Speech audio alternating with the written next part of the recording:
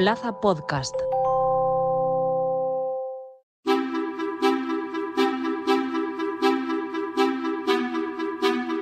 El fantasma de la polarización y la crispación recorre toda Europa y se está dejando notar durante la recta final de la campaña para las elecciones al Parlamento Europeo que se celebran este año. No obstante, y aunque en lo político están las aguas revueltas, el profesor de Derecho Constitucional de la Universidad de Córdoba, Carlos Arce, ha publicado recientemente un estudio que examina cómo la desinformación y el odio digital afectan a los colectivos más vulnerables de la sociedad, no solo, dice, a los políticos.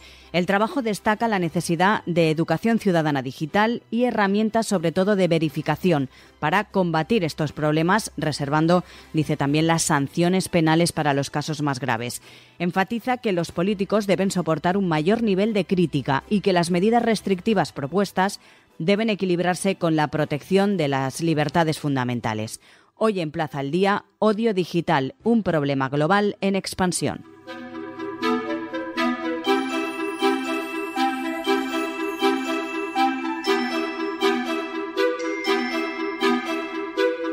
Saludamos a Carlos Arce, es profesor de Derecho Constitucional de la Universidad de Córdoba y precisamente el autor de este estudio. Señor Arce, muy buenas.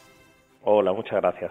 La presentación de este trabajo, tenemos que explicar a los oyentes, coincidió con el periodo de reflexión que se tomó el presidente del Gobierno, Pedro Sánchez, a raíz de las últimas informaciones que varios medios de comunicación y también portales digitales publicaron relativas a una denuncia de manos limpias hacia la mujer del presidente, de Pedro Sánchez. ¿Qué le motivó exactamente a investigar la relación entre la desinformación y el odio digital? Bueno, pues dentro de mi línea de investigación de siempre, por decirlo así, está la vinculación, ¿no?, de el fenómeno migratorio y los derechos fundamentales y también más en general el concepto de ciudadanía. Y desafortunadamente uno de los colectivos más vulnerables sobre el que se está cebando ese discurso odioso y la desinformación en general es las personas de origen migrante, ¿no? Y entonces de ahí partió, ¿no?, de esa doble perspectiva, partió mi interés, ¿no?, de unir, ¿no?, esa línea tradicional que tenía de investigación sobre las dificultades que tienen para ejercer sus derechos fundamentales las personas de origen migrante y esa segunda pata, ¿no?, de cómo son una diana preferente de la desinformación y del discurso del odio y más específicamente aquel que está utilizando los medios digitales como medio de difusión. Porque ¿cómo definiríamos, profesor, precisamente el odio digital?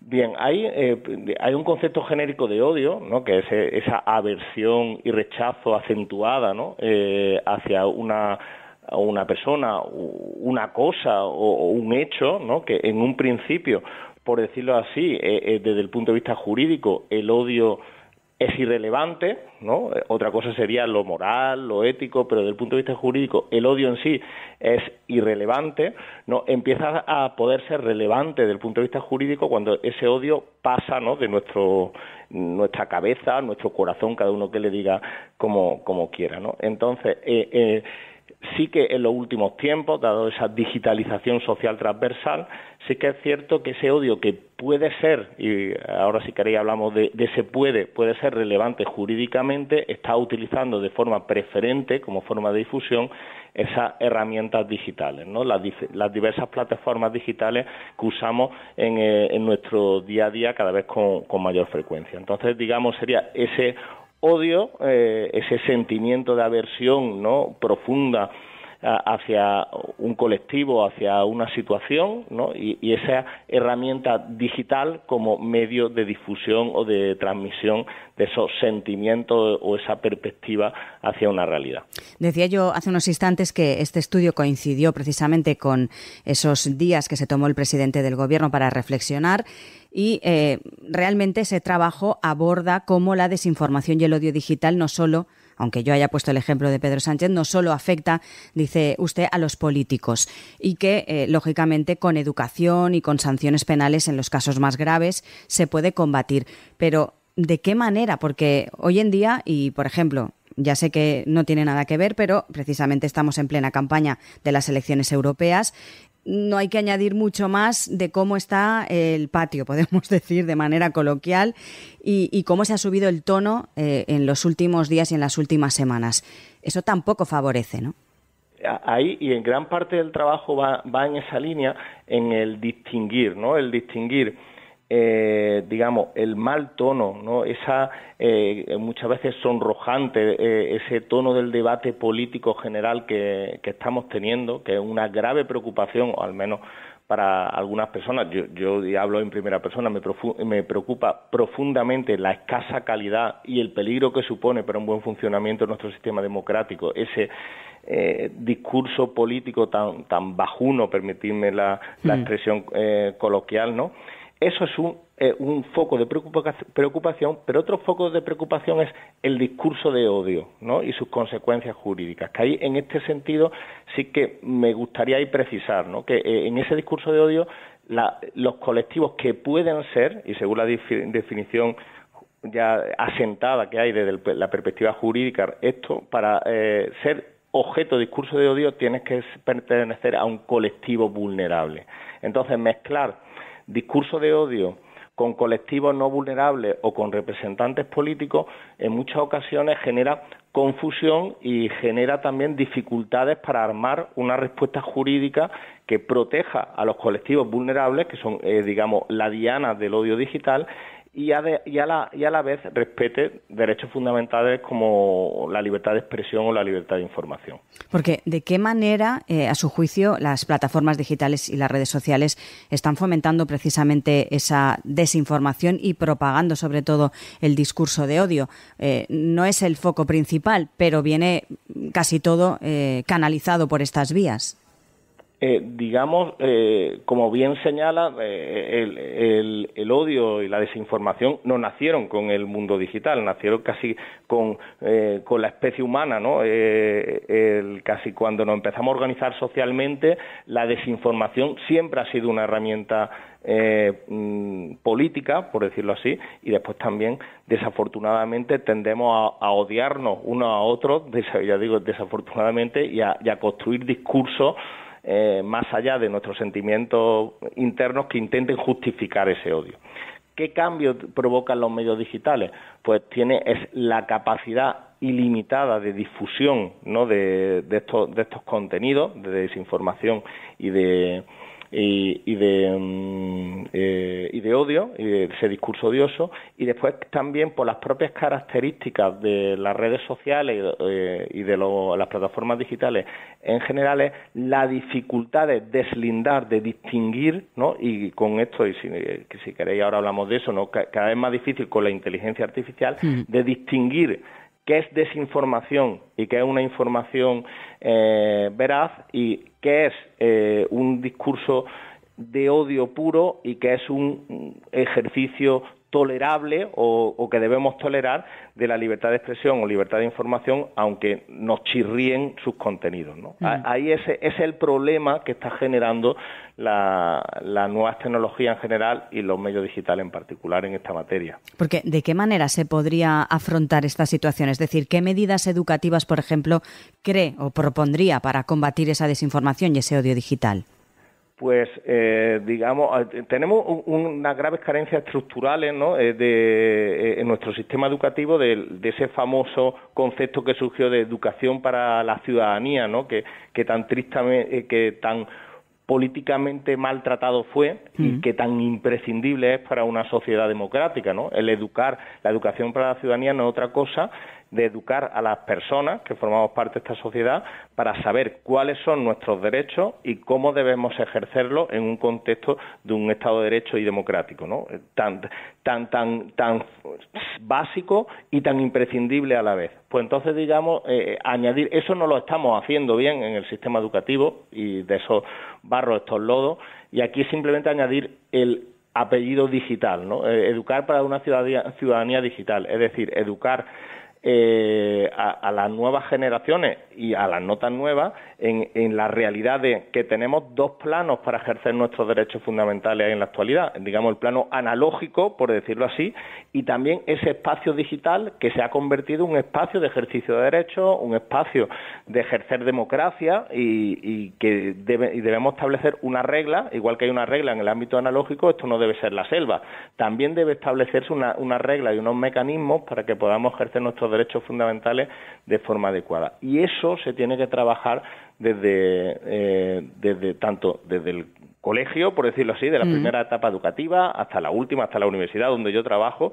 También los medios de comunicación tenéis un papel esencial en esa educación de la ciudadanía digital y, por supuesto, también asumiendo por parte de nuestros representantes políticos institucionales un rol radicalmente diferente al que desafortunadamente están tomando ahora mismo, ¿no? Eso, a mi juicio, serían los tres focos principales, ¿no? Sistema educativo, medios de comunicación y institucionalidad democrática, ¿no? Porque cree que, de alguna manera, que, por ejemplo, hay efecto bola de nieve, es decir, la situación que se está viviendo en la política, entre diferentes partidos políticos, esos mensajes lanzados bruscos entre unos y otros, eso se traslada también a la calle, ¿no? En definitiva.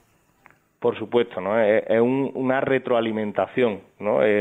Digamos, nos estamos acostumbrando a consumir información de una forma muy básica, muy emotiva, falta de reflexión. Y entonces nuestros representantes políticos, por ejemplo, en esta campaña electoral que iba a decir que ahora estamos en campaña electoral constante, ¿no?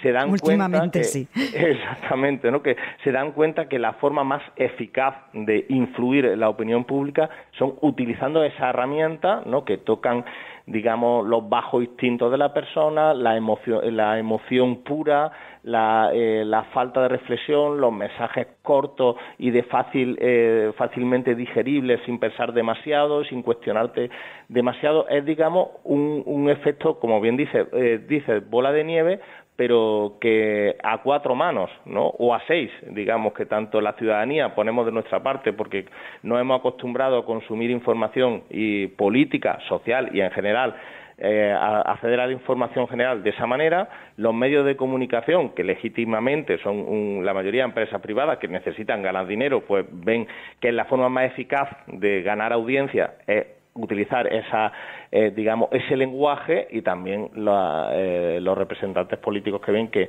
si quieren meter cabeza electoral y sacar rédito electoral necesitan utilizar también ese tipo de lenguaje. Entonces es una gran bola de nieve a 6 manos mínimo, ¿no? Es complicado atajarlo hoy en día, lógicamente, pero sí que es verdad que si se pone voluntad por parte de todos, ¿no? Pues se podría lograr un equilibrio, aunque lo veo complicado tal y como está el patio, ¿no? Pero es necesario, es totalmente necesario, ¿no? Se puede conseguir, es usted positivo. Se puede conseguir, no, exactamente. Bueno, tenemos que tener mucho, y la palabra que muy bien has destacado es equilibrio, ¿no? Porque hay personas, yo en concreto, por ponerme como ejemplo, ¿no? Muy preocupadas desde hace muchos años en la defensa de los colectivos más vulnerables, sociales, de las personas de origen migrante, la minoría étnica, la minoría vinculada con el género, la orientación sexual y demás. Entonces tenemos cierta sensibilidad y estamos viendo que en el ámbito digital, pues un caldo de cultivo desafortunadamente muy potente para volcar odio y desinformación sobre estos colectivos sociales más vulnerables. Entonces, digamos, la tentación, entre comillas, para explicarnos, es atajar de una manera lo más contundente posible la circulación de este tipo de contenido, pero sin embargo, y ahí en el estudio hacemos hincapié en eso, en el que tenemos que con las mejores intenciones podemos estar poniendo en marcha mecanismos y herramientas que al final se nos pueden volver en contra, ¿no? Y entonces buscar un equilibrio entre la defensa de esos colectivos diana del odio digital y a la vez garantizar una libertad de expresión y una libertad de información sana y democrática es un reto difícil, pero que es alcanzable, por supuesto, ¿no? La cuestión es que haya voluntad social y política para alcanzar esos retos, ¿no? Y además, como conclusión, podríamos decir que este trabajo destaca precisamente lo que estamos hablando, esa necesidad de educación ciudadana digital, de herramientas de verificación, que eso también es importante para combatir esos problemas, y sobre todo también nombraba las sanciones penales, pero para los casos más graves, lógicamente. Lo más importante, como usted decía, es esa necesidad de educación ciudadana digital, que ahí es donde yo creo que también está la base, ¿no? Por supuesto, ¿no? Y ha citado, que no lo habíamos comentado hasta ahora, que ya existen herramientas muy interesantes, y lo que le hace falta, como se dice en economía, es escalarlas, ¿no? El hacerlas más masivas y más accesibles. Me parecen fundamentales esas herramientas de verificación, ¿no? Hay experiencias ya muy interesantes, impulsadas desde el ámbito profesional periodístico y de los medios de comunicación, que están haciendo un trabajo muy interesante, muy serio, y están peleando para hacerlo lo más asequible. También en el ámbito de la sociedad civil hay experiencias muy positivas en ese esfuerzo de verificación, ¿no? Que nos va a ayudar a distinguir, como se dice comúnmente, polvo y paja, información veraz de desinformación, ¿no? Ejercicio legítimo de libertad de expresión, aunque nos chirríen determinados contenidos, y puro discurso de odio inaceptable, que no tiene cobertura con libertad de expresión e información. Esas herramientas de verificación, a mi juicio, son esenciales. Es como la herramienta, el partner ideal a esa educación ciudadana digital, ¿no? Porque un ciudadano ya educado en que no se debe tragar todo lo que le llegue a través de determinadas vías, ponerle a su disposición esta herramienta de verificación, lo van a hacer ya un ciudadano bastante impermeable, ¿no? a la desinformación o al discurso odioso. Y sobre todo, lo ha hecho usted también mención hace unos instantes, estamos en la era de la inteligencia artificial. Más reto que ese, yo creo que hoy en día imposible. Efectivamente, es como señalaba al principio, que esa inteligencia, ola de inteligencia artificial, que no es que se venga en el futuro, que ya está aquí, presenta un reto impresionante, ¿no? De un calibre todavía que no somos conscientes de su magnitud, para discernir de lo que va a ser desinformación y información veraz, ¿no? Eso es un problemón, pero a la vez, ¿no?, esa propia inteligencia artificial también facilita la posibilidad, que justo el ejemplo que acabamos de poner, ¿no?, de hacer una herramienta de verificación igualmente de una potencia potencial, valga la redundancia, pues desconocida hasta ahora. Digamos, se abren muchos riesgos, pero también se abren oportunidades de crear herramientas eficaces, ¿no?, utilizando esa propia inteligencia artificial para combatir la desinformación y el discurso odioso, ¿no? Entonces, pues, el punto o el reto está en situar, ¿no?, esa nueva tecnología, que es imparable, que ya está aquí, eso no se puede poner puerta al campo, como se dice, pero orientar hacia dónde la vamos a aplicar, hacia, digamos, en defensa del Estado democrático y de derecho, o desafortunadamente en seguir socavándolo, ¿no? Y ahí está la decisión a tomar, tanto social como políticamente. Muchos retos tenemos por delante, señor Arce. Pero bueno, entre todos intentaremos, como decíamos también antes, lograr ese equilibrio. Recordamos, Carlos Arce, profesor de Derecho Constitucional de la Universidad de Córdoba. Muchísimas gracias por estar con nosotros. Gracias a vosotros y a vosotras por el interés.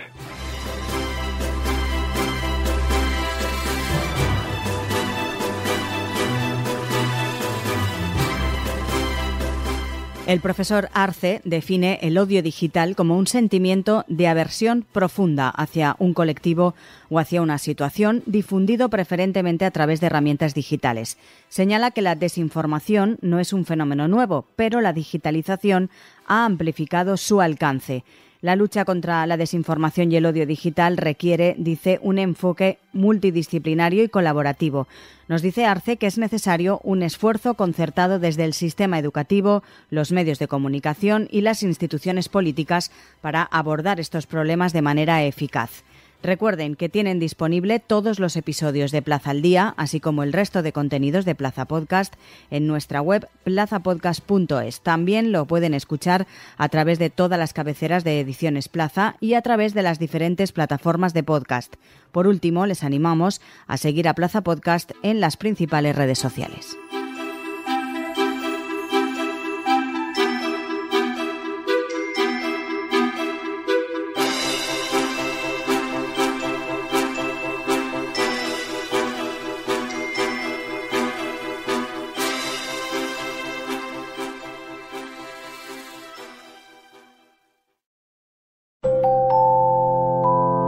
Plaza Podcast.